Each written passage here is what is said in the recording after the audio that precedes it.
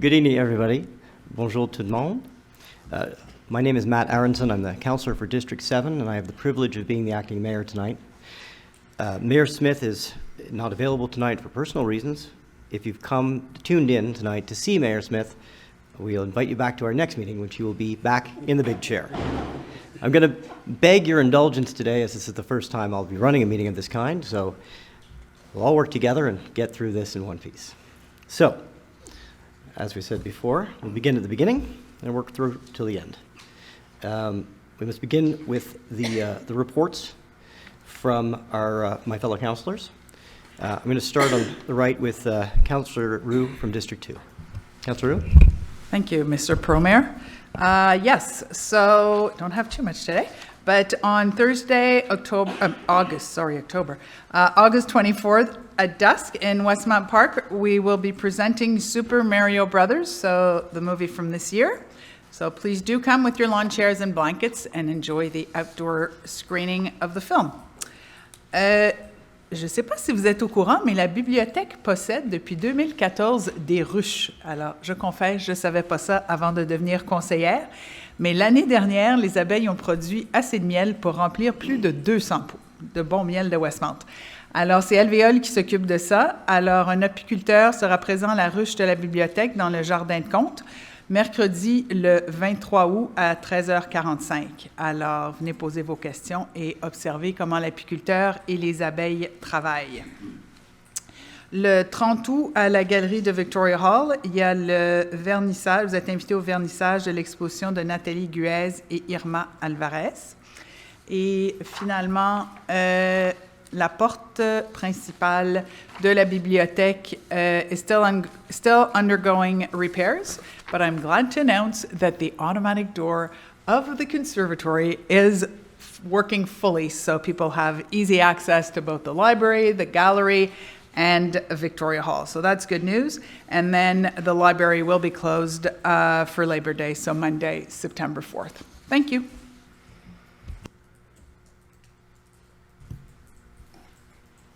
Councillor Bird? Good afternoon. Just a couple of quick updates. First, later on, we'll be talking about, Council will be adopting the final version of the bylaw for the bylaw 1601 for the medical clinics in the Victoria Village. I know that in the past few weeks, it's generated a little bit of discussion in the neighborhood, and I just wanted to maybe follow up with just some updates. Weeks ago, we had a registry, and the number that would have triggered a advance to the next phase, which would have been a referendum, would have been 181 votes from the registered voters, the applicable voters in the area and the contiguous areas. That registry took place on, I believe it was July 19th and July 20th, and the number attained was 36 out of the potential 181 votes. So I think it was evident to council and to everybody on council and to the administration that it was far from close. Missed it probably by say 20% or so, to a measure of about 20% or so. I know that there was some. We've seen it in the Independent, and we've heard from some residents that they were dismayed at the scheduling of the registry. There were claims that it was during the summer months when people are away. There was an accusation that it was during the time that the Independent was closed. But I think it's important to recognize that the city runs 12 months out of the year. We don't shut down for summer holidays. We don't shut down for the local newspaper who is away for 4 weeks in the summer months. We move ahead with the agenda. This is a proposal that sought to reverse a bylaw that was, for good reasons at the time, that was implemented in 2014, that predicted an influx of traffic and vehicular traffic, pedestrian traffic in the area as a result of the impending NUHC hospital. That construction implementation has come and gone, and the chaos didn't ensue that was feared. As such, we decided that, as was planned originally in 2014, that we would revisit that law and see if it made any sense. Now, what's important is the scope of that law. It was restricting both the size and the count of medical clinics that that could be occupied in the area of the Victoria Village, I think across 6 different zones. In the past, we've referred a lot to doctors' offices, but it's far more than just doctors' offices. It includes doctors, nurses, dentists, dental hygienists, dental technicians, chiropractors, podiatrists, acupuncturists, midwives, dietitians, psychologists, social workers, conjugal and family therapists, speech language pathologists, which I probably could use right now, and audiologists, audioprosthesists, physiotherapists, occupational therapists, medical technologists, medical imaging technologists, and radiation oncology and medical electrophysiology, and respiratory therapists. It runs the wide gamut of health services that could potentially be offered, that are offered in the city, and that might potentially have been restricted. We don't know who could have been applying, who could have been submitting occupancy permits for these spaces. All that we know is that in the sector there are unused spaces, and what we want are full houses, we want full offices, we want full restaurants, and if there is any kind of friction that could be, some regulatory friction that could be preventing this, then there's no good reason for it to exist. And again, this is not a bylaw that is, or a condition or a restraint that is typical elsewhere. This is a one-of-a-kind, one-of-a-place bylaw that was implemented in Westmount, and the chaos didn't happen. 2019, just a few months before the pandemic, we had a survey on commercial streets, and it was a well-subscribed survey, and the answers came back, 83% would be in favor of allowing more clinics in the upper floors of commercial buildings. I'm not sure we can get 83% to agree if we need to pick up garbage. I mean, the response was overwhelming.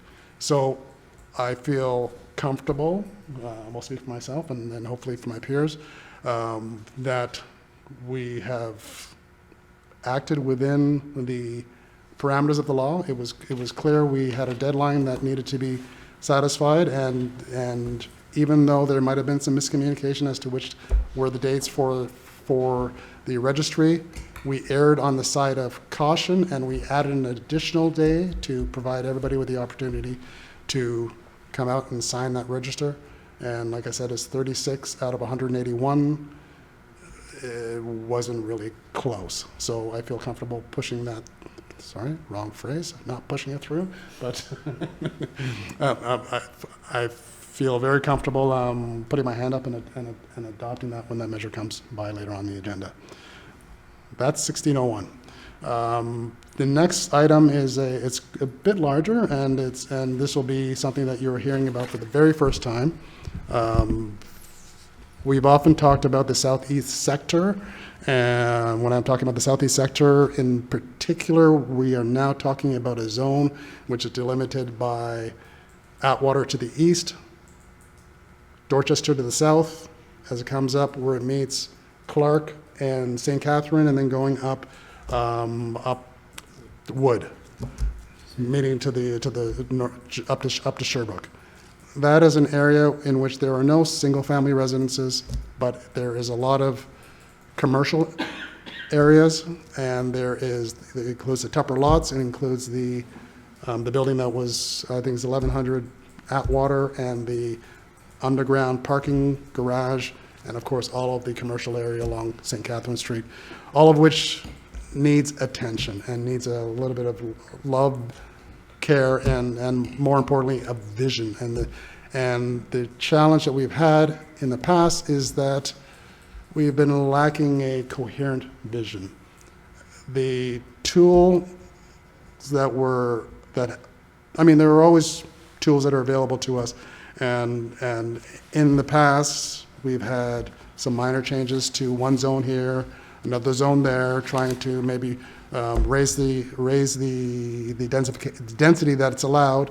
But the reality on the ground is that we've seen it, especially along St. Catherine Street, especially along the south side of St. Catherine Street, is that even though we've raised the allowable heights and the allowable density, it still hasn't attracted it still hasn't attracted any projects that are conforming.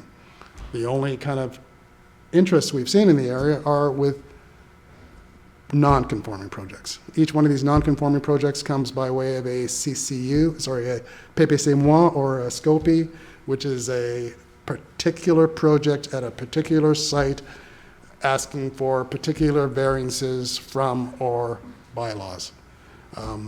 Yes, we could go through and attack them one by one, but then if we start doing a piecemeal approach, then we lose the coherent vision across the sector, and this is a sector that really needs it. So instead, we are doing what is called in French, un plan, I'm going to get it wrong, PPU, which is a plan particulier d'urbanisme. In English, we call it a special planning program, SPP. These are two terms that you're going to be hearing for quite a bit for this sector. And what it means, it's a more comprehensive look at a very delimited sector in that portion of the city, and it allows us to create a more comprehensive and coherent vision in that area. There are no plans. What it sets up is a plan to make a plan.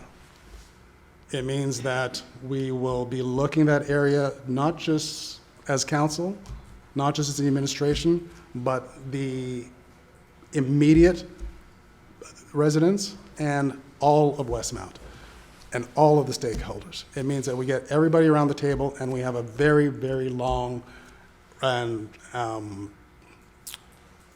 intensive public engagement session. And at the end of it, what we have is a plan which involves all of the area. It can address zoning, it can address usage, it can address heights, it can address the way the buildings look. It can really pull everything together. So today, what we are announcing is phase one. I probably shouldn't even say phase one because it's not even a phase. It's just step one, and it'll be a two-part resolution that's happening tonight. The first part is we are going to, it's called, sorry, there's a lot of new terminology for me as well, and I suspect it will be new to you as well. The first step is a 90-day freeze. All that means is there will be no permits for new construction, no permits for building extensions, no permits for demolition, no permits for conversions or cadastral operations. Those are the only things that are limited for the 90 days. It just means, in the past, what used to happen was the cities would have to put together a whole plan and then introduce a freeze. But for that time of planning, things have changed. Things would change, and then the plan doesn't reflect the actual case anymore. So now we are allowed to do it the other way around, where we can put the freeze for 90 days, and then after that 90-day period, we introduce a regulation which is more explicit in what is being restrained, and it also sets a timeline for that restriction. That is part two. Again, it's important to stress that there is nothing that has been predetermined. All we're doing is setting up a framework for the administration to start the process of communication, of engagement, and then at the end, it's going to be a long and very intensive engagement process where everybody will have an opportunity to provide their feedback on this. So that's just a quick introduction. Like I said, there will be more communication, very intensive communication from the city. There'll be a dialogue going back and forth from the city. I'm not sure yet what the mechanism we're going to be using, but we'll be using all of our platforms and whether it be the web, social media, in person, print, media, all kinds of ways to communicate. You'll see more and more on this, but I just wanted to introduce these where the step one is the plan before we do the plan. I don't know if you understood, but. Thank you very much, Councilor Pert, for that excellent introduction to items that will come up again later in the agenda, and I think we're all a lot more comfortable knowing what it is we're going to be dealing with. That was wonderful. Thank you very much. Councilor Bostock.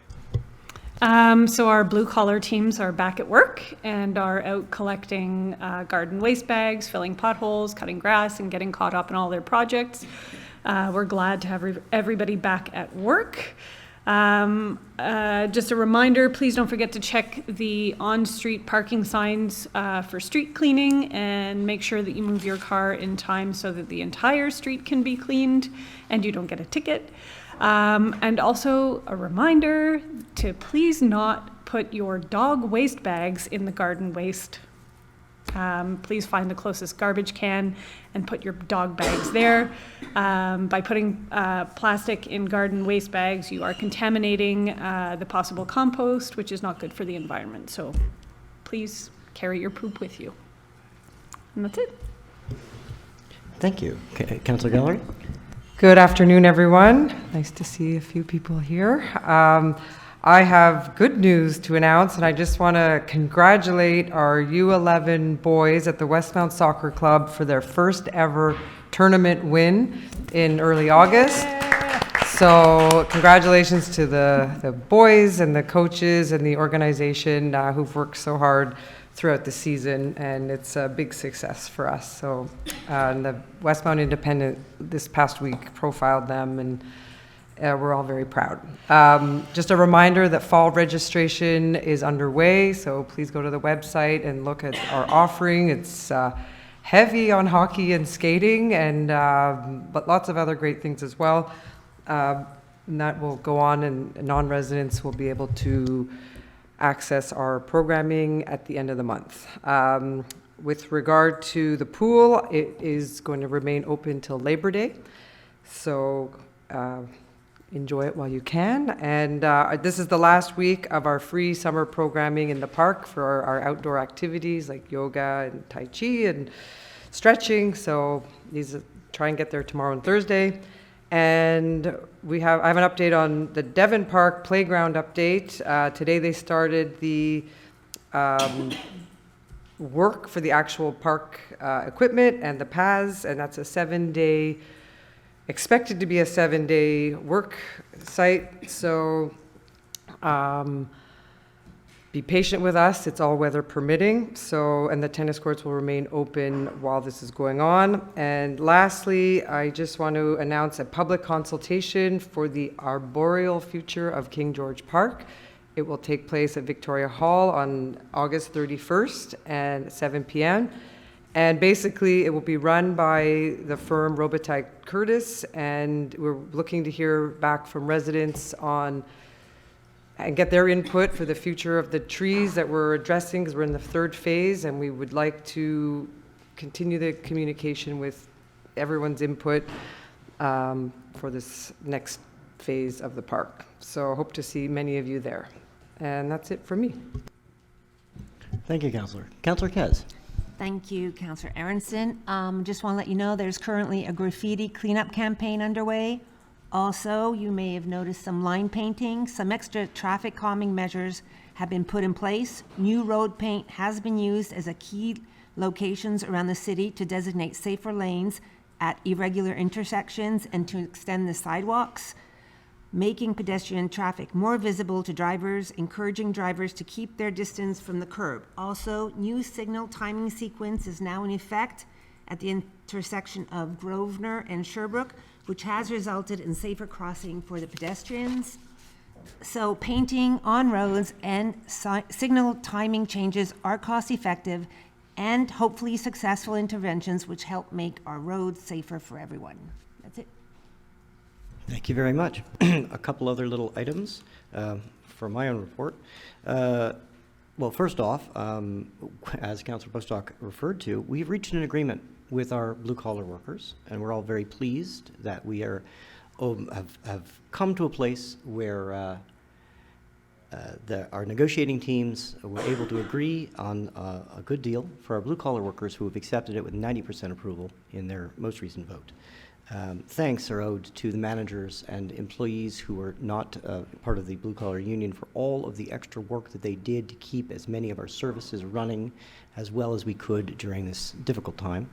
And to you, the residents, for your patience as we work through to get the best deal for both the city and for its workers. Now that this difficult time is behind us, we look forward to years of peaceful collaboration and hard work to your benefit. So thank you for your patience. Two other little items. The mayor and I had a very interesting meeting with the City of Montreal's representatives in terms of sustainability and climate in order to share information.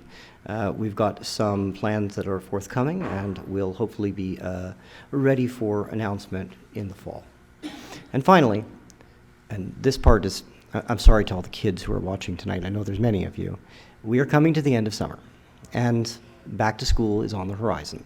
So as you parents who are all tuned in so that your kids can see how the city works, please do remember, as you go out to pick up things for your kids' school supplies, there are merchants in Westmount who are eager to help you fill all of those lists and give a thought to your local merchants as you go out to make sure your kids are well supplied for this back-to-school season.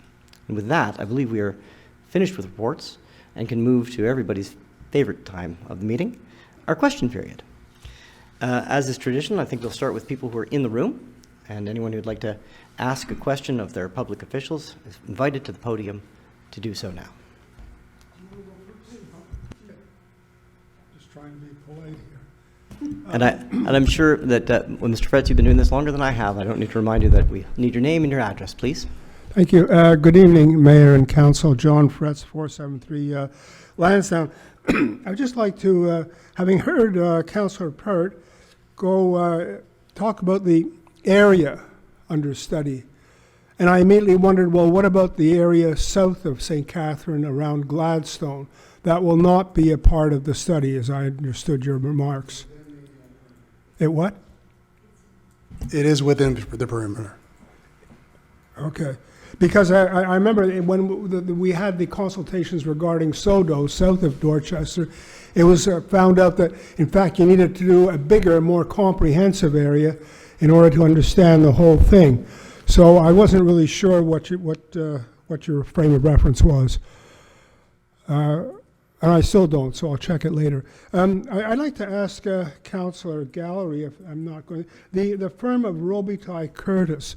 I went online and I looked at a 5-year plan, and I was just wondering, has there been a consultation on this prior to this publication of a 5-year plan? Not to my knowledge. Because I remember when they cut or there was a threat of cutting down some of the trees around the children's play area, there were certain residents which got together, so maybe that was, but because I'm just saying, I was surprised to see, and I'd like to, well, I'm sure at some point you'll tell us more about the firm that's been contracted, a 5-year plan, and we have often talked about putting majestic trees that used to adorn the lawns, and now we're seeing sort of decorative trees like Japanese lilacs. But I just am looking at this, and if there hasn't been a consultation and you put out a 5-year plan to see, I throw this out haphazardly, Norway maples. Now you'll see a Norway maple on the southeast corner of Lansdowne and Sherbrooke. It's just a purple black thing. What has that got to do with the majesty of we had like this huge trees that graced the entrance at Belmont. We've had that double row of maples going down the hill. It just seems weird that you publish a study without the consultation, and now we're doing the consultation. But anyway, it's up to you, however you work. I think it's a step forward with further engagement with the residents that, through the last couple of years have demonstrated that they obviously love the park, care for the park, and would like some input with the ongoing and future care for the park. So it's a positive for us. Oh, I'm sure it is. I'm And not- hopefully a positive for the residents. Yeah, no, I mean, I think everybody agrees that it needs some love. Is Robitaille and Curtis, are they a landscape architect or, Yes, they have a division of that. okay. Have we worked with them before? I couldn't tell you. I don't know. I don't think so. Okay, Robitaille, Curtis. yeah, okay. Yes, we have. Thank you. Thank you, Mr. Fretz. Good evening, madam. May we have your name and your address, please? Madam's name is Caroline Chandal. I live at 4470 St. Catherine Street West. Well, welcome. How can we help you? Thank you. Well, this, I think, is the midway between when the general election was held and questions at that all candidates meeting. I know I posed one, was a concern over sustainable environmental concerns and that there be a whole council attention paid, all the policies.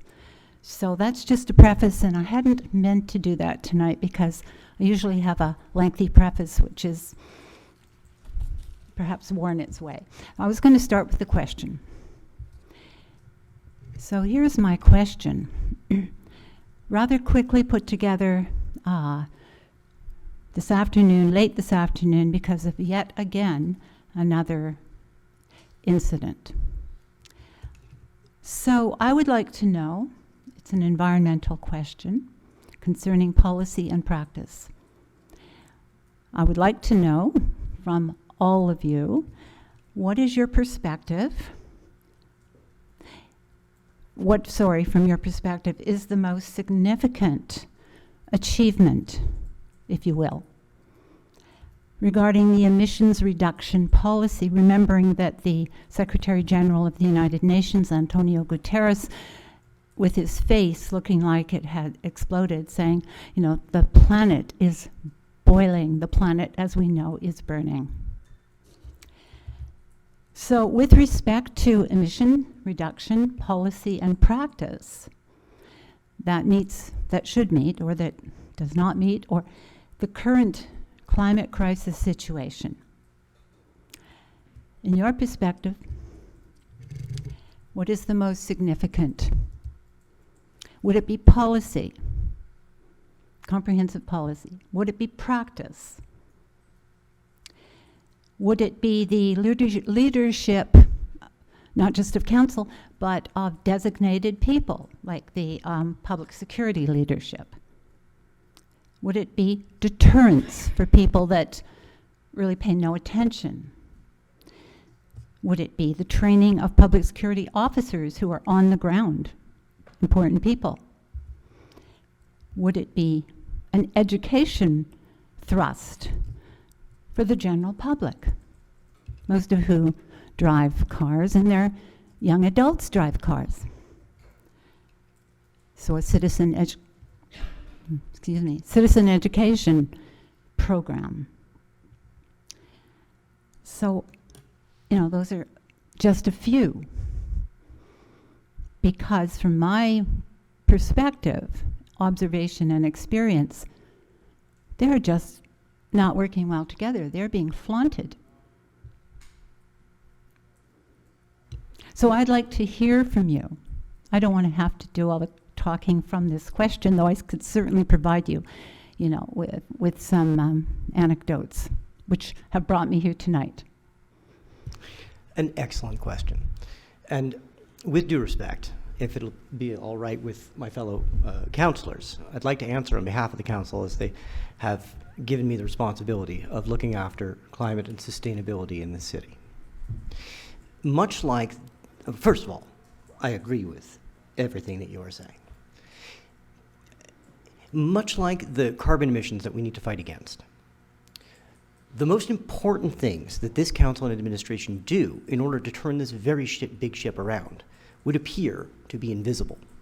Because a great number of the decisions and policies that will have a long-standing effect on our ability to fight climate change, not only as individual citizens, but as a collective city, are taken in the everyday decisions made, not only by the council, but by the administration. And so the awareness of our power in order to actually make a concrete dent in the number of emissions, or the amount of emissions that are released across the city's territory, starts with the awareness being raised from the council and the administration all the way down through every part of the city, that there is no one working for the city or living in the city who cannot make changes in the little decisions they make in order to have a very big impact. But you raise an excellent point with respect to the holistic or collective global approach, which is absolutely necessary at this time. I was not prepared tonight to make an announcement with respect to my plans as the Commissioner for Sustainability and Climate, but I'll jump ahead here and say that last meeting, we finally achieved something that we had needed. It's a critical tool in order to formulate a global plan on how this city, through the end of this term and into the future, will address the very urgent issues with respect to climate. We need the engagement of experts and of residents. And to do that, we're going to strike a committee. I'm still working on the details of exactly how it's going to function, but I'd like to be able to bring it forward at our next meeting, which is September the 5th, and call for residents who feel that they can make a contribution to such a committee to be prepared to do so. Once a committee is struck, it's my intention to seek best practices from other municipal leaders, from academic experts, from engineers and climate scientists, and anybody else who we can get an opinion from, and formulate a global plan that we can bring into place as quickly as possible. That's my aspiration as your Commissioner for Climate and Sustainability. In order to achieve this, and to give us a holistic plan to go forward with fighting or combating emissions in this city, not only from city operations, but also from the residents living within it, I'm going to need the help of everybody at this table, everybody in this room, and everybody in this city. I hope I can count on you, as you are one of the most vocal people that have brought forward these excellent ideas and suggestions through our last campaign and consistently over the course of the time that I've been paying attention to city municipal politics. Unfortunately, the best time for us to have made these policies, made these changes, and done something was in the past. The second best time is immediately. And the worst time is someday. So the only thing I can commit to you right here and right now is that I don't want to wait till someday. I'd want some action right now. Because if we wait until next year or the year after that, well, it's already far too late. We need to play catch up immediately. So thank you for your question and for your concern. And for giving me the opportunity to speak on a subject that, as my fellow councillors know, I'm extremely passionate about. Thank you. Thank you, Councillor Aronson. Now, Acting Mayor. I didn't bring my reading glasses, sorry. A little anecdote, because not only does there have to be a major education awareness campaign with the public. Indeed, but could we end the anecdote with a question? Otherwise, it's not actually allowed. Yes. And perhaps if we could get to the question relatively quickly, that would be really, really helpful. Yes, certainly. Thank you. So my question was, may I make a suggestion? Now I'm going to launch into Yes, go ahead. two immediate ones. The first being that there must be a major education publicity with the residents of the city and outside the city, because they drive through this most glorious city of Westmount. There has to be immediate training of the officers on the ground, because they have no clue, nor are they willing to act. Now, I've had a second incident this afternoon which delayed me going to the pool, so I marched right up to the Director of Public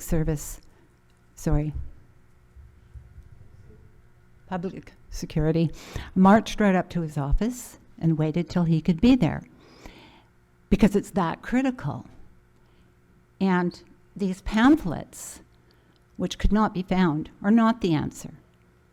There has to be commitment and training and a process implemented tomorrow with the officers, because honest to goodness, I don't want to be too critical. They haven't got a clue of what their job is. I'm sure you don't want me to go on, but I can stay after for a chat, and I'll tell you about the incident, this afternoon and a week ago. Thank you very much. Yes, thank you very much. Is there anyone else in the room who would like to ask a question? Perhaps we can go to their questions that came in online. Oui, alors nous avons reçu 3 questions en ligne. La première nous vient de M. Simon Leclerc. Il y a maintenant un bon moment qui est passé depuis notre dernière discussion. Il semble que rien n'est fait pour améliorer la situation de notre district, le parc Selby. Aucun arbuste n'a été ajouté devant les clôtures comme cela a été présent avant les travaux de l'échangeur. Toutes les plantes grimpantes supposées avoir été plantées afin de réduire les graffitis et rendre le visuel plus intéressant sont tous morts par les travailleurs qui nettoient les graffitis. Aucune nouvelle sur l'avancement des discussions avec le MTQ. De plus, le nombre d'habitations illégales est en augmentation considérable. D'après ma compréhension, vous aviez cette zone à cœur lors de votre campagne électorale. Qu'en est-il maintenant? Merci beaucoup, M. Leclerc, pour la question de M. Leclerc. Peut-être Councillor Kez peut nous répondre, s'il vous plaît. Oui, merci, Monsieur Leclerc. Je vous avais écrit, je comprends votre frustration. C'est bien presque 5 ans, depuis 5 ans qu'on essaie de reconstruire Selby Park. Il y avait toujours des obstacles et ça n'a pas aidé beaucoup que depuis il y avait 3 directeurs généraux. Mais comme je vous avais dit, je suis contente que maintenant les discussions vis-à-vis Selby Park sont bien en cours. Tous les papiers de notre côté étaient soumis et maintenant ça reste à l'MTQ. Vis-à-vis les arbustes et les grimpades, on m'a assuré que c'était planté, mais qu'ils sont morts à cause de le nettoyage de la graffiti. Mais je m'en doute quand même qu'ils étaient plantés.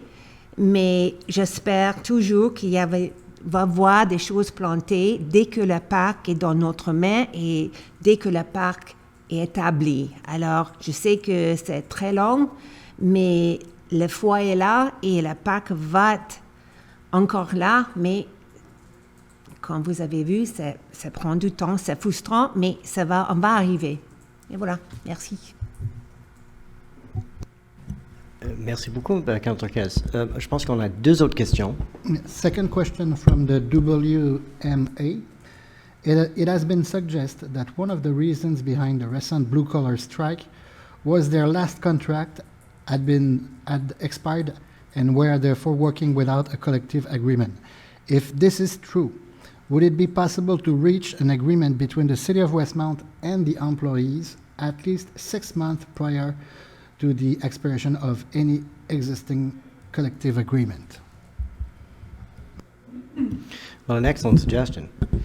Now, the answer is that it's always the will of the city to start negotiations, the negotiation process, before the expiration date of any collective agreement, which is why we have sent an official letter to our local union 301, their leadership, as of July of 2019.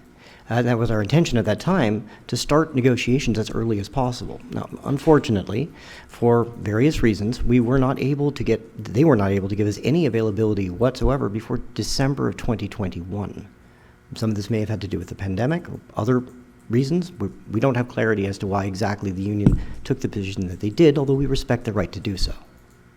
So we've always tried to be proactive in our negotiation process, and will always do our best to maintain those practices. We hope that this experience this past summer taught us all a valuable lesson about reaching an agreement and negotiating in good faith before the end of a contract. Thank you. Last question from Mr. Nigel Godala. A snow clearing machine had its blade tear soil from our lawn closest to the sidewalk. I filled out the necessary forms and was recently told that there would be no compensation for the lawn damage due to its proximity to the sidewalk. This does not seem right that a city machine can cause damage with no compensation. Please comment. Well, Mr. Goddard, thank you for your question. And as much as I would love to comment on a private matter between you as property owner and the city's legal department, it is our understanding that you were given a full and detailed explanation as to precisely why your particular claim was denied. And I don't think it's really appropriate for us to comment further on your private matter in this public forum. So with respect, we would ask you to reread the letter that was sent to you, and we think there's an explanation there that would be sufficient for a full understanding of precisely why the decision was made the way it was. But thank you for your question. Do we have any further questions? No, no more question. Very good. So, with the question period now complete, we'll turn to the adoption of the agenda with some slight changes, and I'll call upon Councillor Bostock for that. I move that the agenda of the regular council sitting on August 21st, 2023 be adopted with the addition of the following items. Item number 26.01, nomination, Assistant Director, Finance Department, and 26.02, appointment, Head of Division, Purchasing, Finance Department. Very good. Do we have a seconder? It's Councillor Shemy. All in favor? Aye. Motion passes. Item 5, the confirmation of our minutes, and I'll call again on Councillor Bostock. I move that the minutes of the regular council sitting held on July 17, 2023, and of the special council sitting held on August 1st, 2023 be approved. Seconder is Councillor Gallery. All in favor? And the motion passes. And so now we turn to correspondence, reports to council, starting with correspondence. On behalf of the mayor, I'm to report that les documents suivants étaient déposés.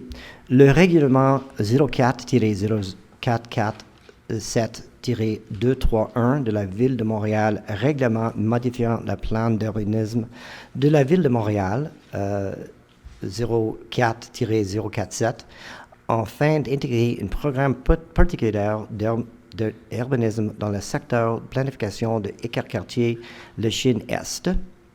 And following this, le certificat de publication pour la vie publique concernant l'entrée en vigueur de le règlement 04-047-231.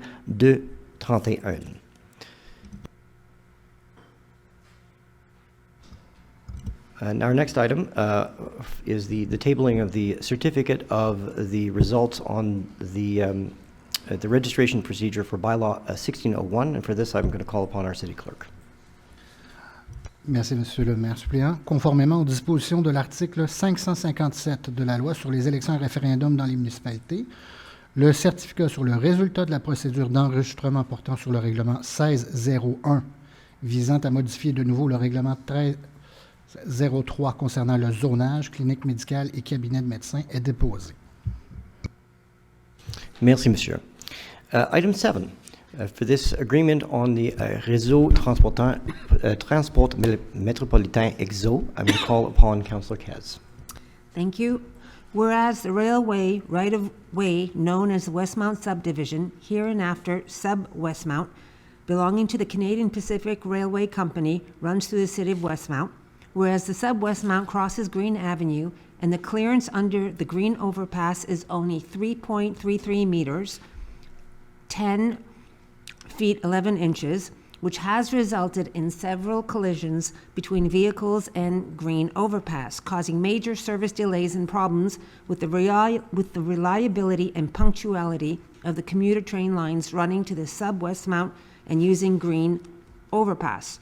Whereas, in order to reduce the number of collisions, the Réseau de Transport Métropolitain, EXO, plans to install a protection system for the Green Overpass, including several infrastructures and equipment in the vicinity of Green Overpass on the part of the lots owned by the City of Westmount. Whereas, the Government du Québec, through the Ministère des Transports de la Mobilité Durable, is prepared to authorize the implementation of the project by EXO. I move that the City of Westmount proceed with the entente concernant l'aménagement du système de protection du viaduc de l'Avenue Green at Westmount, that the mayor, as well as the director of legal services and city clerk, be authorized to sign on behalf of the city of Westmount, said agreement between the city of Westmount and the Réseau de Transport Métropolitain EXO. Do I have a seconder? Councillor Shammy. Do we have commentary? Yeah, this is a good thing. I mean, we've read and seen how many times trucks have been stuck under this overpass. So now there'll be clear signage. There will be no reason to get stuck. And I just want to clarify that this will not affect the establishment of Selby Park either. So there'll just be signs, clear. So this is a good thing. So on that note, I'll call for a vote. All in favor? Unanimous vote, motion passes. Moving on to item 8 on our agenda, the agreement for the financial compensation Hydro-Québec. I call upon Councillor Shammy. Merci, le maire suppléant. Attendu que, depuis l'adoption en décembre 2019 du projet de la loi 34, la loi visant à simplifier le processus d'établissement des tarifs et de distribution d'électricité, les tarifs sont ajustés une fois aux 5 ans et a augmenté entre-temps au 1er avril de chaque année selon inflation. Attendu que le 15 février 2023, le ministère de l'Économie, de l'Innovation et de l'Énergie a confirmé l'adoption de projet de loi numéro 2, la loi visant notamment à plafonner le taux d'indexation des prix des tarifs domestiques de distribution d'Hydro-Québec et accroître l'encadrement de l'obligation de distribuer de l'électricité. Attendu que la loi limite l'augmentation des tarifs domestiques, électricité additionnelle, photosynthèse ou chauffage des espaces destinés à la culture de végétaux, option de crédit hivernal, tarif D et flex D. Attendu que l'augmentation des tarifs domestiques est limitée à 3 % alors que les autres tarifs, sauf pour le L pour l'usage industriel, sont augmentés de 6,5 % et que cela crée une perte financière pour les réseaux municipaux et la coopérative. Attendu que l'Association des redistributeurs de l'électricité du Québec, AREC, a fait une représentation en commission parlementaire afin de proposer un amendement pour compenser le manque à gagner et que la loi a ainsi été amendée afin de prévoir une compensation financière par Hydro-Québec. Je propose que le directeur d'Hydro-Westmount soit autorisé à signer pour et au nom de la ville de Westmount, Hydro-Westmount, l'entente de compensation financière avec Hydro-Québec. Merci beaucoup, Conseillère Shammy. Est-ce qu'on a un seconder? Councillor Bostock. Commentary? Straightforward. Straightforward. Good news. And then we'll proceed straight to a vote. All in favor? Any opposed? All right, well, I see the motion passes. So, moving then to item 9, temporary exemption, bylaw 1591 to further amend bylaw 1475 on nuisances and good order. This is the famous leaf blowers bylaw. In order to introduce this controversial motion, we'll bring forward Councillor Bostock, please. Whereas on November 7, 2022, the Municipal Council adopted bylaw number 1591, entitled Bylaw to Further Amend Bylaw 1475 on Nuisances and Good Order Leaf Blowers. Whereas pursuant to said bylaw 1591, the use by any person of a leaf blower or any similar device between June 1st and September 30th constitute an infraction liable to penalties. Whereas the blue-collar workers of the City of Westmount were on unlimited strike from June 22nd to August 9th, 2023, whereas a catch-up of the citywide cleanup is necessary and the use of leaf blowers would avoid further delays in preparation for the winter season. I move that until September 30th, 2023, the Municipal Council put a freeze on the application of paragraph B of section 6.2 of bylaw 1475 on nuisances and good order as amended by bylaw 1591 in order to allow the clearing of public spaces such as parks and streets. Can I have a seconder, please? Councillor Gallery. Do we have commentary? No. Very well, we will proceed to a vote. All in favor? Aye. Seeing a unanimous vote in favor, the motion shall pass. Okay. There's nothing more controversial in Westmount than the next item. Well, actually, this one we can all agree on, pertaining to the dog parks. We've got a call for tenders by invitation for the maintenance of our dog runs. Item 10, Council Gallery. Thank you very much. I am very happy to move to authorize an expenditure in the amount of $67,088.73, including tax credits, for the maintenance of dog runs. Tender by invitation number INV-2023-017 to award to Pelouse Santé Inc. the contract for this purpose at its bid price for a maximum amount of $73,470.91, including taxes.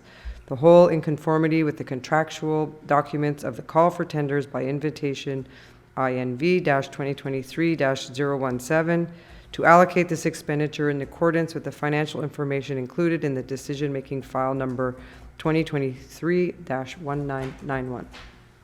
May I have a seconder, please? Councillor Bostock. Commentary? It's just good news for a well-needed maintenance program for our 3 dog parks, and they will be cleaning the perimeters and the hedges around, as well as adding new material and leveling them out and freshening them up. So this should happen in September. Well, provided the motion passes, that would be great news. Let's call a vote. All in favor? Unanimously in favor. The motion shall pass. And moving on now to item 11, a call for public tenders, the replacement of battery charger for St. Antoine substation. Councillor Shen. Thank you, Mr.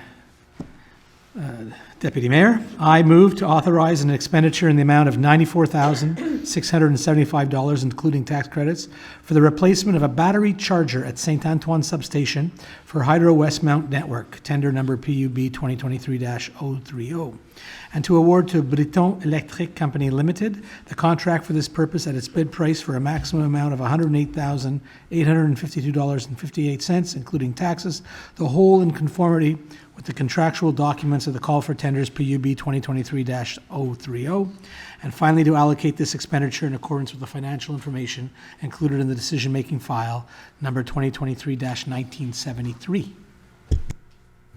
Excellent. Is there a seconder for this motion? Councillor Bostock. Any commentary, Mr. Jimmy? None whatsoever. All right, then. Let's proceed to a vote. All in favor? Seeing a unanimous vote in favor, the motion shall pass. Since we're doing calls for public tenders, let's do item 12, call for public tender, but this one is a twist. It's a cancellation for the call of public tender. Councillor Gallery. I move that the only tender submitted as a result of the call for tenders bearing number PUB-2023-033 for the contract for redevelopment of the Douglas Firstbrook Ellis Memorial Garden be rejected on the basis that the price received is too high, that a new call for tenders be initiated to obtain new prices. Do I see a seconder? Councillor Bostock. Commentary? Yes, as I hope the whole community knows, this is a very important initiative on behalf of the city. We're disappointed that there was only one bidder that came forward, and unfortunately, the numbers just were way too high. So we are going to go back out. We hope to get a few more bidders, and the prices that make a little bit more sense. And we're obviously still very committed to moving this forward. Thank you, Councillor Gallery. Do we have? Let's have a vote on the motion. All in favor? Motion passes. Item 13, the modification of a contract, purchase of a 1,000 kVA pad-mounted transformer for project HWSP 2201-16. Councillor Shammy. Thank you, Mr. Deputy Mayor. I move that the contract awarded to Hitachi Energy USA, Inc. for the purchase of a 1,000 kVAs pad-mounted transformer for project HWSP 2201-16, Resolution 2022-0358, be modified and increased to a maximum amount of $71,094.79, including taxes, that an additional expenditure be authorized in the amount of $7,875.79, including taxes, for the purchase of a 1,000 kVA pad-mounted transformer for project HSSP 220116 with Hitachi Energy USA, Inc., and to allocate this expenditure in accordance with the financial information included in the decision-making file number 2022-1501 and number 2023-1996. Seconder, sorry. Councilor Gallery. Commentary? So we shall move to a vote. All in favor? We're on a roll. This motion passes. Okay. We've modified a contract. Let's do a termination. Item 15, termination of a contract, reconfiguration of the Storytelling Center. I'm sorry, did I skip 14? It's my first time, folks. Please be gentle. Right, modification of a contract. Bank of Hours for Professional Services, Engineering, Buildings. This one is Councilor Pert. Thank you, Acting Mayor Aronson. I move that the contract awarded to Group Civitas, Inc.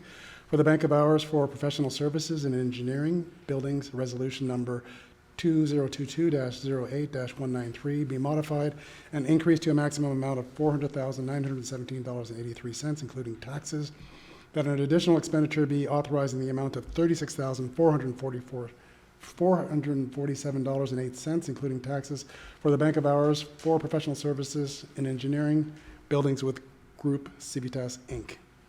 To allocate this expenditure in accordance with the financial information included in the decision-making files number 2022-1639 and 2023-1995. Thank you, Councilor Pert. Do we have a seconder? Councilor Gallery. Commentary? Certainly. We maintain a contract for a Bank of Hours with an engineering firm, Group Civitas. They have been assisting us over the year on multiple projects, including the Public Library, the Hydro Westmount, Victoria Hall, King George Park, Public Works Garage, Public Security, the Story Garden, and various building elevators. These are not large projects, and so it's very inefficient for the city to be awarding these contracts piece by piece, and so instead we source them for smaller projects, and like I said, there's an allowance for a Bank of Hours. We're approaching the top of that Bank of Hours, and there's still some work yet to be done, and so there has been an additional 10% that's been added to the original mandate. That's the $31,700 plus the taxes, and that represents this delta that we're seeing here today. Well, very good, thank you. Have we have a seconder? We'll have a vote. All in favor? Aye. Unanimously approved, and the motion passes. Item 15, termination of a contract. Reconfiguration of the Storytelling Center and Conservatory Courtyard located in Westmount. Councilor Roux. Merci, Monsieur le maire suppléant. Alors, je propose que le contrat accordé à Conception Paysage Inc. pour le réaménagement du jardin du Comte et la cour du Conservatoire située à Westmount, demande de proposition numéro DDP-2022-017 soit résiliée. Merci, Councilor Roux. Est-ce qu'on a un appel pour cette... Councilor Gallery. Avez-vous des commentaires? Oui, je voudrais dire que c'est pas de gaieté de cœur que je propose ça ce soir. Ce sera, comme on a déjà discuté, le 125e anniversaire de la bibliothèque l'an prochain. Et le Jardin des Comtes avait déjà gagné des prix pour sa conception architecturale. Et évidemment, pour le 125e, j'aurais souhaité que la bibliothèque brille de tous ses feux. Et ce sera aussi le 25e de la galerie et le 100e de Victoria Hall. Et le jardin devant le conservatoire relie l'ensemble. Alors, ça aurait été bien que ça soit fait. Mais d'un autre côté, je veux aussi qu'on soit soucieux de l'argent des contribuables. Et il va y avoir des travaux à faire à des bâtisses adjacentes, ce qui ferait qu'on aurait fait des réparations, puis après on a rendommagé. Alors, c'est ce qu'on appelle en bon français du gros gaspillage. Alors, je suis contente qu'on ne fasse pas ça et il y aura d'autres belles choses à annoncer bientôt, des beaux projets pour la bibliothèque. Alors, ce sera peut-être pas tout à fait ces feux-là, mais ça va être beau quand même. Excellent. Merci beaucoup pour cette explanation. On va appeler pour la vote, s'il vous plaît. Tout en faveur? All in favor? A unanimous vote. And so the motion passes. Thank you.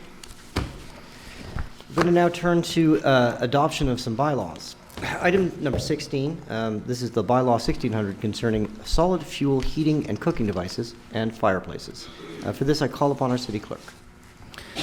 Merci, Monsieur le maire suppléant. Je signale que des copies du règlement ont été remises à tous les membres du Conseil et mises à la disposition du public en temps opportun.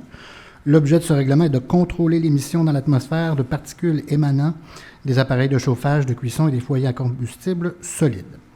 Des modifications ont été apportées au projet de règlement. Donc, je vous signale certaines modifications. À l'article 1.1, le premier alinéa a été modifié et les deuxième et troisième alinéas ont été retirés.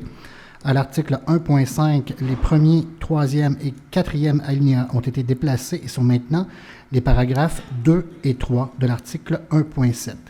Les paragraphes de l'article 1.7 sont renumérotés en conséquence.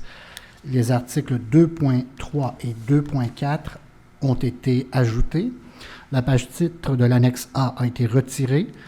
Des modifications mineures ont été effectuées à certains titres, articles, alinéas et paragraphes sans en changer le sens. La traduction anglaise a été ajoutée. Merci, Monsieur le clerc. Monsieur le greffier. Donc, at this point, we need a declaration from each member of this council that they have read this bylaw. If you would be so kind as to so declare. Very good. And therefore, we call upon a mover. Councillor Bostock, would you move this for us, please? I move that bylaw number 1600, entitled Bylaw Concerning Solid Fuel Heating and Cooking Devices and Fireplaces, be adopted. Do we have a seconder for this vote? Councillor Pert. Can we have some commentary, please? As to what does this do? Oh, on the commentary. Oh, okay, fair enough. So, this bylaw concerning the use of our fireplaces restricts the types of uses of our fireplaces to reduce the amount of particle emissions that go into our shared air when someone decides to light a fire. Now, there's some exemptions in the law that, in the event that there's a power failure and you need your fireplace in order to keep your family warm, that will still be permitted. But other than that, this bylaw will obligate us to report when we have a fireplace that is non-conforming. And in the event that you wish to use a fireplace, we're going to have to do some alterations to your fireplace. You'll have to do some alterations to your fireplace to make sure that your particle emissions are within the standards that have already been adopted by all the cities that surround us. So we are not contributing to air pollution or smog in the air that we share with our fellow residents and with our neighboring cities. On that note, is there any further commentary or discussion we'd like to have before I call the vote? Seeing none, I'll call for the vote. All in favor? All opposed? Unanimously, this bylaw has passed, and I therefore can declare that bylaw number 1600, entitled Bylaw Concerning Solid Fuel Heating and Cooking Devices and Fireplaces, having duly been adopted, it is ordered that notices be given required by law. And with that, we can move on to the next bylaw.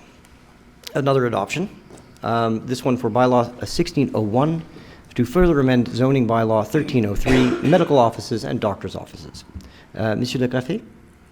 Merci, Monsieur le maire suppléant. Je signale que des copies du règlement ont été remises à tous les membres du Conseil et mises à la disposition du public en temps opportun. L'objet de ce règlement est d'abroger les normes de contingentement, quotas et de superficie maximale autorisée pour les usages cliniques, médicaux et les cabinets de médecins pour certaines zones. Merci beaucoup. So, again, I'm going to have to ask for a declaration from each member of council present that they have read this bylaw. if you would be so kind. Very good. And the mover for this particular motion will be Councillor Pert. Thank you, Acting Mayor Aronson. I move that bylaw number 1601, entitled Bylaw to Further Amend Zoning Bylaw 1303, Medical Clinics and Doctors' Offices, be adopted.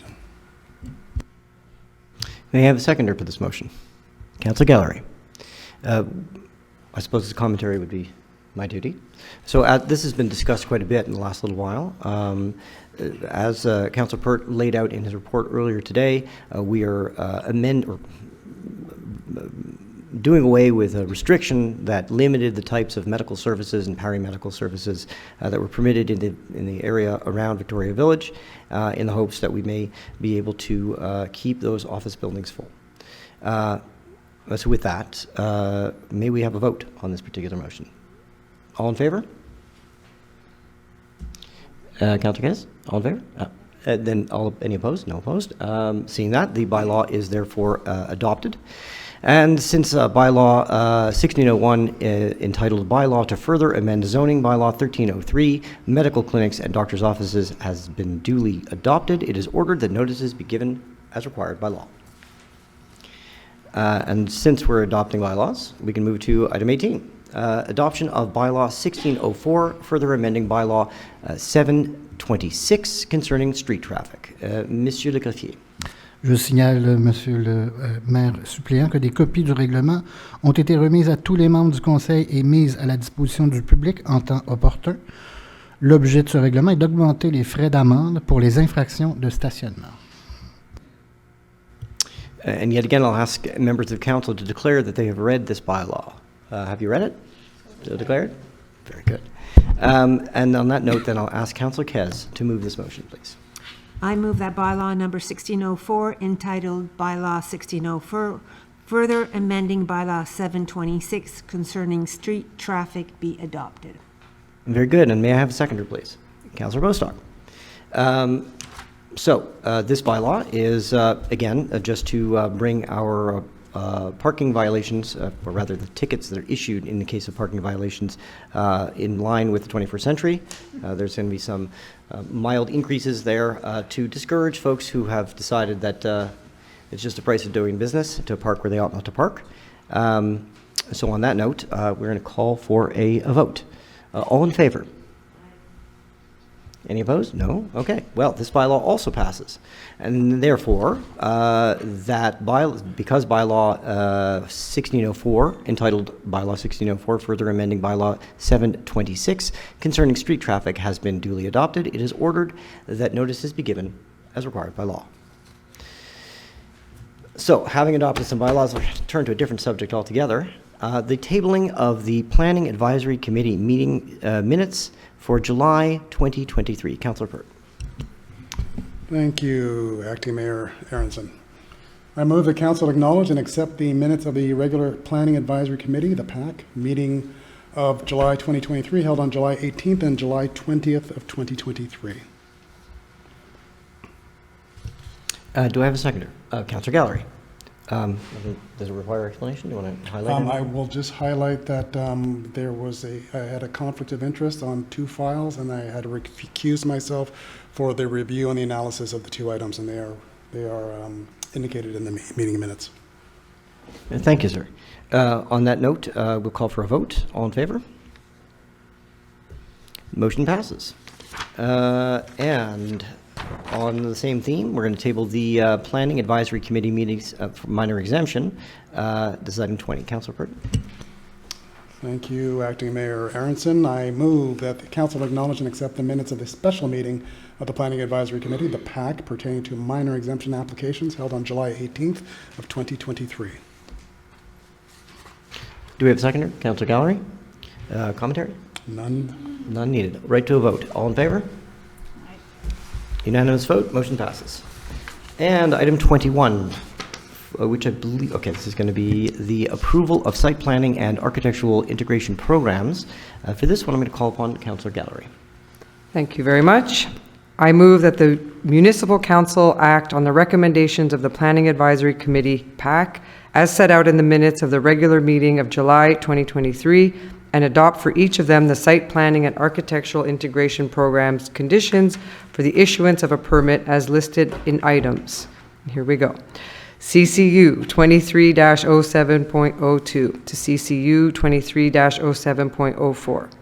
CCU 23-07.07, CCU 23-07.08, CCU 23-07.15, CCU 23-07.17 to CCU 23-07.21, CCU -23-07.24, CCU 23-07.25, CCU 23-07.29, CCU 23-07.30, CCU 23-07.34, and CCU 23-07.36 of the agenda of said meeting held on July 18th and July 20th, 2023. Thank you, Councillor Gowrie. Can I have a seconder for this motion, please? Councillor Roux. Commentary? No, it was pretty straightforward, mostly windows and doors. There was one pool and 2 extensions and a bit of landscaping. May Okay. I comment? Yes, by all means. Just to indicate that for the aforementioned reasons about the conflict of interest, I will be recusing myself from this vote. Thank you, Councillor Pert. For those who have not recused themselves, we can have a vote now, please. All in favor? And, sorry, all in favor? Kathleen? Yeah. Oh, okay. Thank you. Then seeing no opposition and with a quorum just over the line, we can pass this motion and carry on to item 22. Minor exemption application. This is for 779 Upper Belmont Avenue. I'm going to call upon Councillor Pert for this one. Thank you, Acting Mayor Aronson. Because this is a minor derogation and the conditions are always specific to every case, I will read the whereases.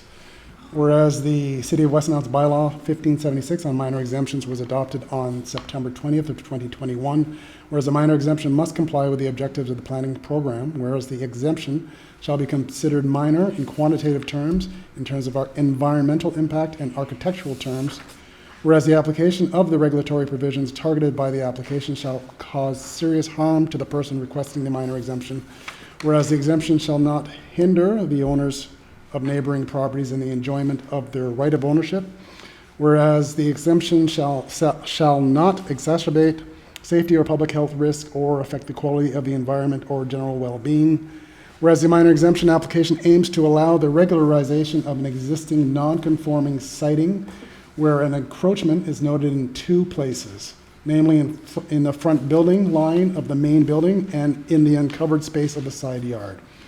Whereas the distance from the front building line of the main building is measured at 16.37 feet or 4.99 meters. That is an encroachment of 0.63 feet or 0.19 meters in the front building line of the main building, even though Division 5.2 of zoning bylaw 1303 stipulates that the front building line of the main building must be a minimum of 17 feet or 5.18 meters.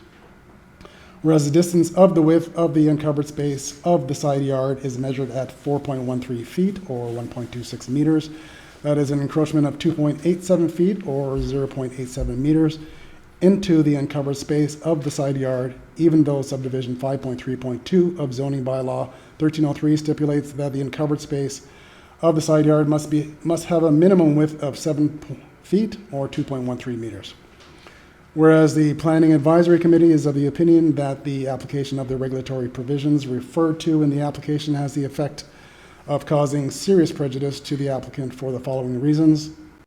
1, the application of the regulatory provisions would require the demolition of a part of the main building. 2, the applicant has not been able to demonstrate the existence of acquired rights in relation to the site. 3, the minor exemption will allow to regularize the site of the main building built in 1928.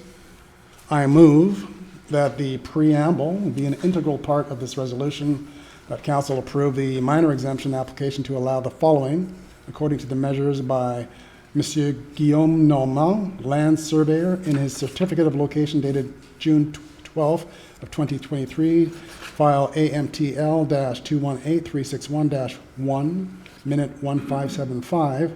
1, that the distance of the front building line of the main building be maintained at 16.37 feet, 4.99 meters. That is an encroachment of 0.63 feet or 0.19 meters into the front building line of the main building, notwithstanding Division 5.2 of zoning bylaw 1303, which stipulates that the front building line of the main building must be a minimum of 17 feet or 5.18 meters. 2, that the distance of the uncovered space of the side yard be maintained at 4.13 feet or 1.26 meters. That is an encroachment of 2.87 feet or 0.87 meters in the width of the uncovered space of the side yard, notwithstanding subdivision 5.3.2 of the zoning bylaw 1303, which stipulates that the uncovered space of the side yard must have a minimum width of 7 feet or 2.13 meters. Well, thank you, Councillor Burt. That was very thorough and very long. Do we have a second?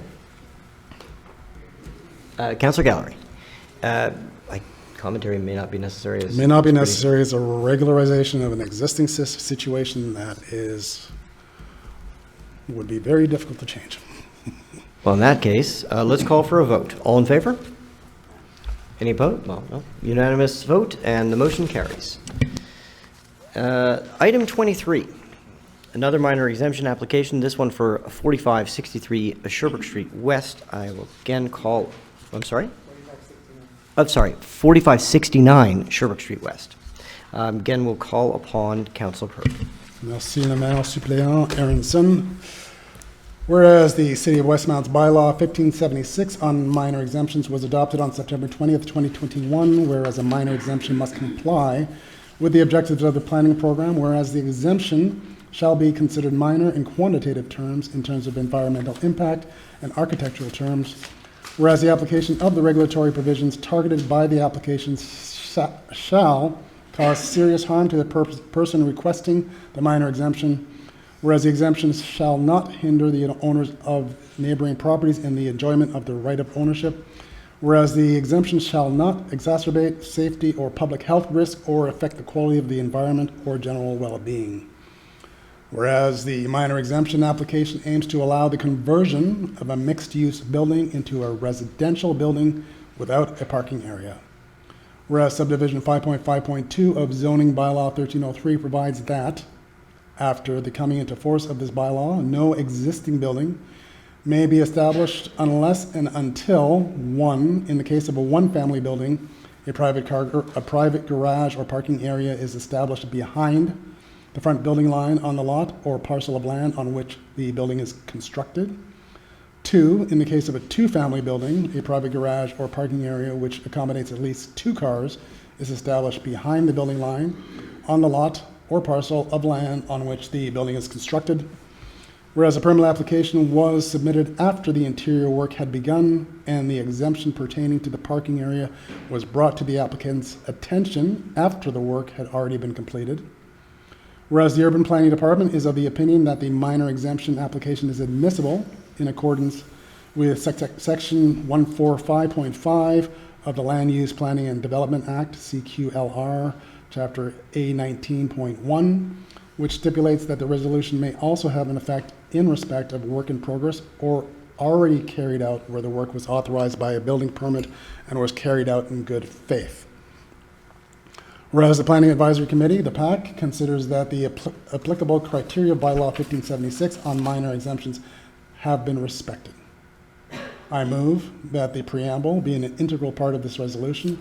The Council approve the minor exemption applicable to allow the conversion of a mixed-use building into a residential building without a parking area, despite the fact that subdivision 5.5.2 of zoning bylaw 1303 provides that after coming into force of this bylaw, no existing building may be established unless and until, 1, in the case of a one-family building, a private garage or parking area is established behind the building line on the lot or parcel of land on which the building is constructed.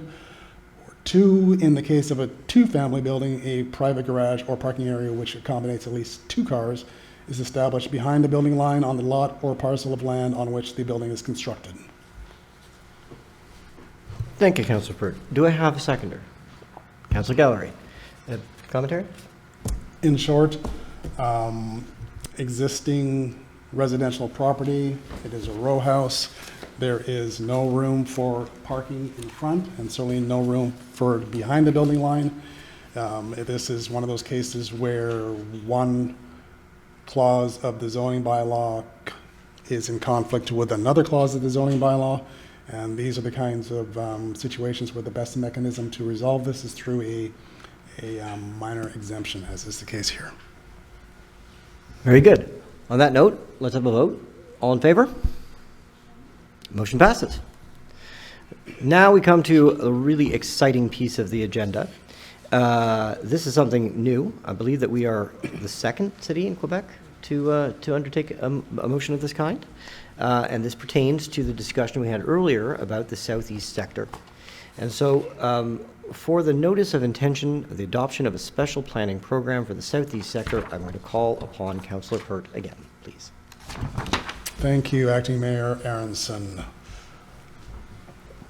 Whereas pursuant to the second paragraph of Section 111 of the Act respecting land use planning and development, CQLR Chapter A 19.1, a municipality whose council, by adopting a resolution for that purpose, expresses the intention to adopt in the near future a draft bylaw amending or revising its planning program, may impose interim control in relation to that process. Whereas the southeast sector of the city of Westmount is an integral part of the detailed planning sector, the southeast sector, as identified in Chapter 4 of the City of Westmount's planning program. Whereas the development of a special planning program, SPP, which will be an integral part of the City of Westmount's planning program, has the following objectives: to reflect collectively on a common, concerted, and coherent vision for the southeast sector, and to review the orientations, objectives, and means of implementation that will support this vision. Specify an intervention strategy to determine the actions the city intends to take to put forward concrete measures and to provide a framework for future interventions, both public and private, and to establish an official regulatory tool within which the city will specify the planning and development orientations it favors for the long term while responding to the expectations and concerns of the population. Whereas the development of an SPP will meet the objectives of the planning program specific to the sector, I move that the municipal council expresses the intention to adopt a special planning program, SPP, for the southeast sector as defined in Appendix A attached hereto. Excellent, thank you. Do I have a seconder for this? Councillor Kez. Further commentary? I will let the communications plan that will follow up to accompany this in concert with my rambling council report at the beginning of the session. I'll let that fill in the blanks there. Like I said before, there is going to be much communication on this. It is complex. It is something that we are doing for the first time. So I invite everybody to really take in this information, and I encourage everybody to participate in this process. It's going to take some time, but we want to take the time to do it well and do it right. Bravo. Well, on that note, let's have a vote. All in favor? And the vote passes unanimously. Motion passed. Following this, and directly related to it, is item 25, the resolution for an interim control for the southeast sector. Again, Councillor Pert. Thank you, Acting Mayor Aronson.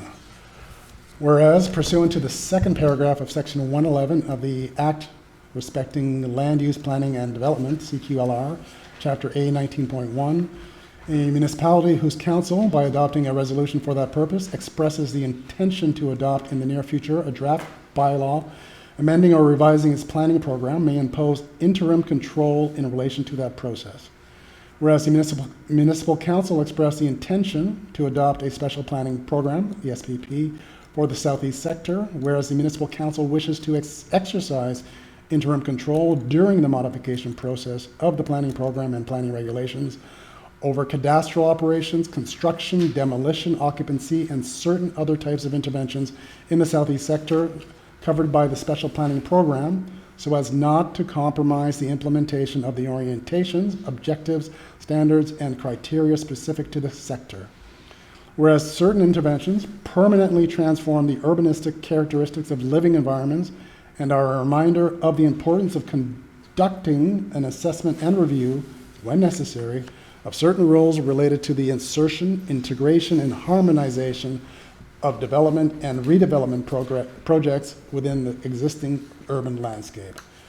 Whereas the southeast portion of the territory has been identified in the planning program as requiring in-depth reflection with regard to revitalization efforts, whereas the city's administrative services are receiving an increasing number of intervention proposals of various nature for removables in the southeast sector, whereas the municipal council wishes to establish a planning vision and adequate regulatory provisions prior to analyzing any application for intervention on removables in the southeast sector, whereas the municipal council wishes to involve the various participants in the community, and particularly its residents, in order to develop a specific planning program for the southeast sector, whereas the Imagine Westmount 2040 project, aimed at a complete review of the planning program, including an important consultation component, was interrupted as a result of the restrictions due to COVID-19 pandemic. Whereas until the planning program and planning bylaws review process is duly completed, the municipal council deems prudent to institute an interim control, allowing a freeze effect to be exerted or adjusted on the planning and development of the territory for the southeast sector by temporarily preventing the issuance of any type of permit or certificate. Whereas the imposition of an interim control gives the community, the municipal council, and the administrative services the time and freedom to undertake a consultative process at ease aimed at establishing a new planning vision for the southeast sector.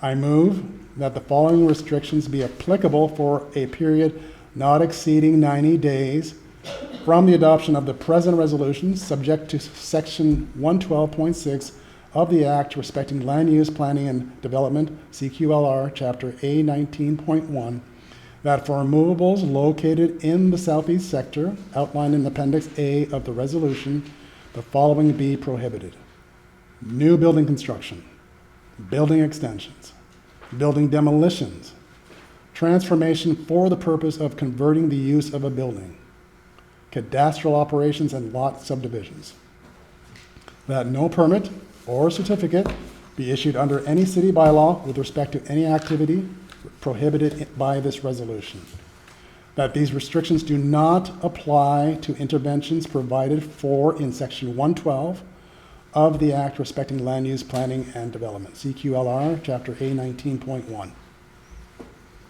Thank you, Councilor Pert. Do I have a seconder? Councilor Gallery. Commentary? As I mentioned earlier, this is the first 90-day freeze, after which a subsequent bylaw will follow, which will extend it for a prescribed period of time and with a more specific scope of restrictions. That said, let's call a vote. All in favor? Seeing a unanimous vote, this motion also passes. And this brings us to our new business.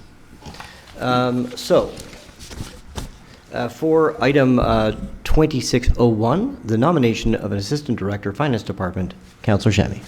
Thank you, Mr. Acting Mayor.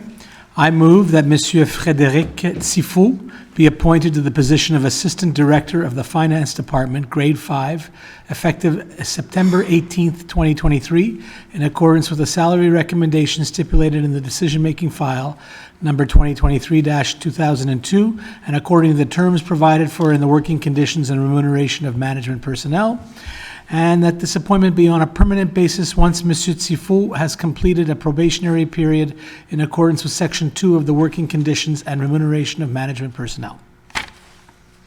Do I see a seconder? Councillor Bostock. Commentary? Oh, just welcoming Mr. Tifo to the team. Wonderful. All in favor? Unanimously passed. Welcome, Mr. Tivel. And the second item under new business, the appointment of a head of division purchasing finance department. Again, Councillor Shammy. Thank you, Mr. Aronson, acting mayor.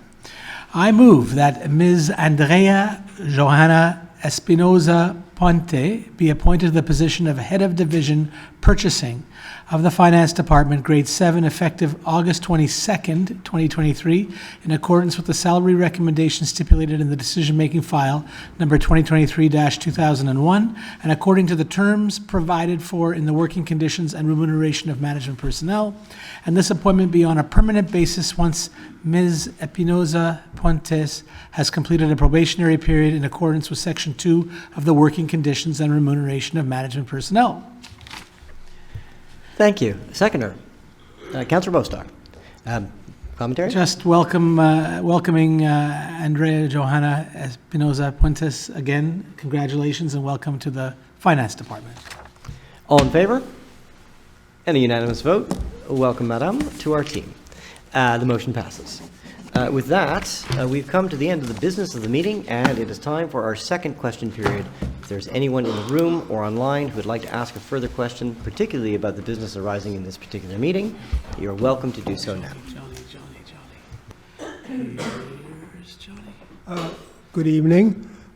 Pursuant to item 24, I'd like to ask you, at this moment, are there landscape architects going to be involved, or is it just citizens and administration at this point? If by item 24 you're referring to the PPU? Yeah, SPP? that's right, the Adoption of Special Planning Program, the SPP. Now, does that involve getting landscape architects involved? It's premature. I will say yes, but it's premature. The scope of the PPP is yet to be determined. All we've done is establish the perimeter. The perimeter. Well, no perimeter. the parameters will follow. That will be guided by the consultant who will be accompanying us on this process. But yes, all professionals will be involved. All stakeholders will be involved. Residents will be involved. It's all of the above. So there'll be a budget, and this will come to council? Oh, absolutely. Okay. I'd like to, if I may, just revert back to item 10. I'm sorry I'm a little bit confused, because on my sheet here it says call for tenders, where it looks like we actually awarded a contract to a company for $67,000 for the maintenance. Now, I have to say, as a person, I mean, I've used these dog runs a lot, not right now, but when I hear maintenance, it just sounds a little bit loose. Like, is this contractor going to rake back from the edges? Are they going to grade and level where needed? Are they going to aerate the soil? Like, what is the division of labor between them and Public Works?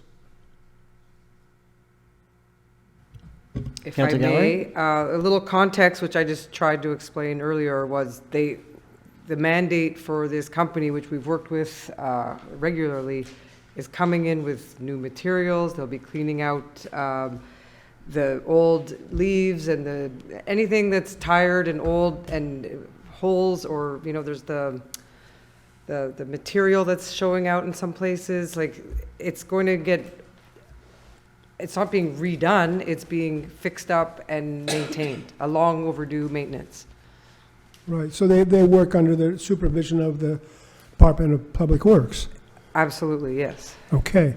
Now, here's something that I find interesting with this sort of thing that actually makes me a bit uneasy, is there's an ongoing, I don't know what you call it, the west gate of the Murray Hill Dog Run facing the tennis courts. There's always gravel coming out and going onto the path. Now, will this maintenance company take care of that? Or are they going to say, no, it's a public path, it doesn't concern us? Because that's the type of thing we sometimes get with these contracts. I don't think that's in this mandate. I think, there's a slope off that entrance. But we can bring it to their attention and have them do their best to contain the spill out. Thank you. I mean, the thing is, my problem is I don't know who will do it. You know what I mean? It's like, and that's what often happens sometimes with contractors who really don't want to take any initiative beyond the milligram of what their contract asks for. And in fact, that gravel that precipitates down onto the slope and in winter freezes and can be dangerous, that's been going on for even before Paul Marriott left, because he raised that. And Mike Deegan actually went to look at it. So in fact, I think that when you hire a maintenance company, the chain of however you want to call it just becomes even more loose. And if it's supervised by Public Works, well, then I'm reassured. I mean, But, it's on a slope, so Yeah. this is not redoing the dog park, it's a maintenance. yeah. Well, all it really needed was, because it's on a slope, is some sort of backing along the fence so the stuff just doesn't come down, to do that with the gate. But it's interesting how sometimes just hiring more people doesn't really solve Well, this is a small good news problems. story. I think our dog owners will be very happy to. I'm sure too. Look, I think it's know great that- hiring someone to do this work. I just, as long as the lines of whatever the responsibilities are well laid out. The you know. administration is here and taking note, so. Thank you very much. Thank you, Mr. Fritz. Is there anyone else who would like to ask a question?